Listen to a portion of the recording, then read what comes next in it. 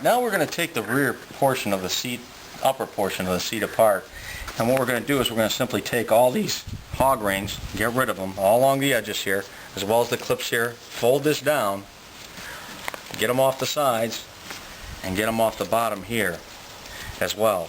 And this thing should come apart just really simply, if I don't forget one here.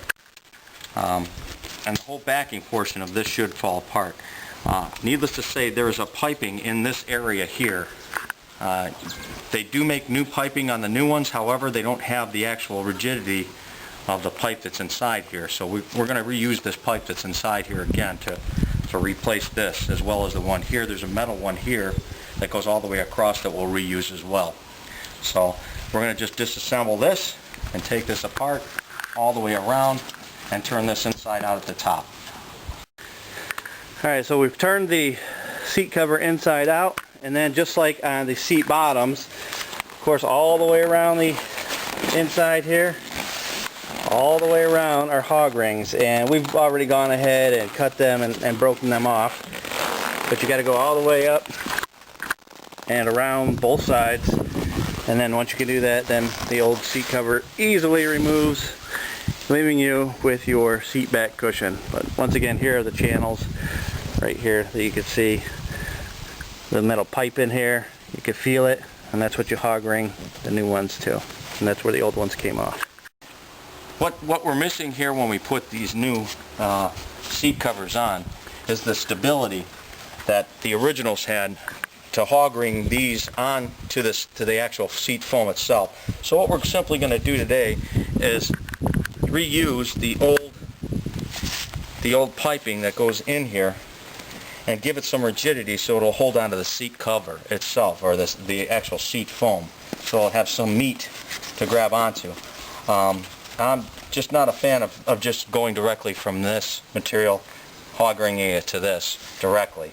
I'd like to have some meat, so basically what we've done is we've taken the old out and we're just going to sneak this back in here and put it down so that basically, in a nutshell, this will have it all up in here so we can hog ring directly to it underneath there.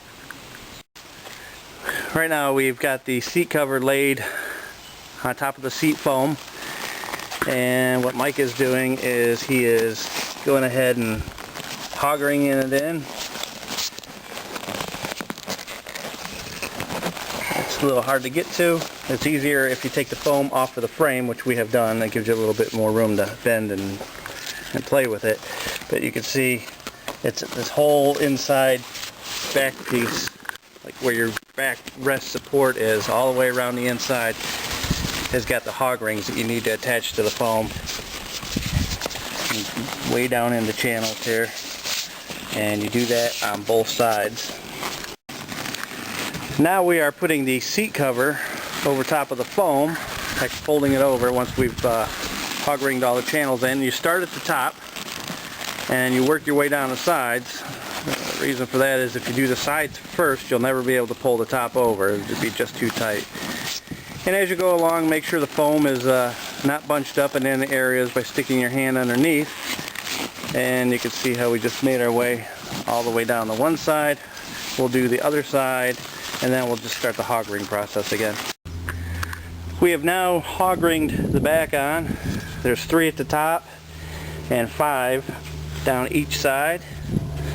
And at the bottom here of the seat, here's the old piece of metal that we took out of the old seat cover, that we're going to use it again and just slide it through the bottom here, which will be used to hog ring, give it some more stability instead of just the fabric, the way the seat covers come.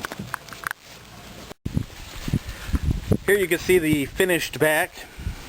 The hog rings are done all down the side, across the top, down the other side.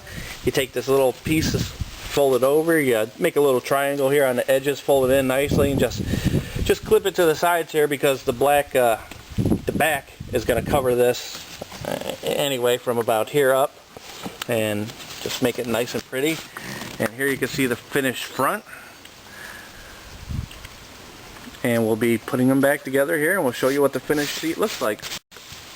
We have now attached the seat back to the seat bottom with the clips, except here's our secret little trick. Remember the flat washer that you took off and I told you not to lose. The easiest way to put this back on is to get it on there. Then you're going to use a socket that is just slightly bigger than that, or actually slightly smaller than it. You're going to line it up on there, take your hammer, and tap it down.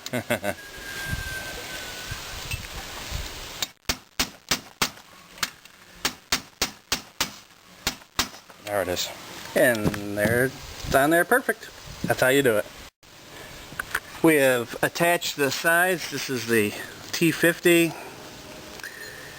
So we got the little push piece on. You slide the back cover on.